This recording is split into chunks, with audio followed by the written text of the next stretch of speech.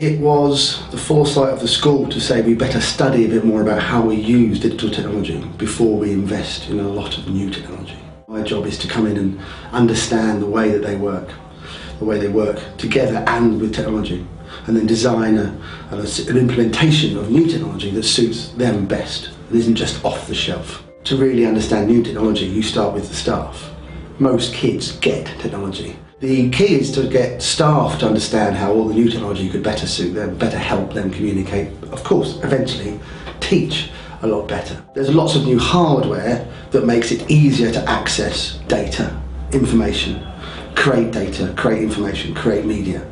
That's great, but what are you creating, who for, why, when, how, etc. One of the elements is a new way of gathering and monitoring and disseminating data for the staff. Direct access to stuff they need to know, and a simpler way of sharing, and how teachers produce material for pupils and how that material is then shared with them, how they access it, how they use it in school and out, and how they then give it back to the teacher. We have to look at the hardware for both teachers and pupils. We have to look at the software for both teachers and pupils.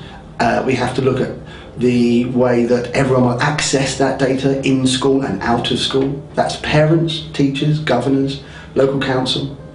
And we have to think about how pupils in the classroom will physically hold devices. A tablet device being something that's very ergonomic and very easy to walk around with, it's easy to distribute, has been the most common access point, but also laptops, because there's a need for that kind of traditional input devices.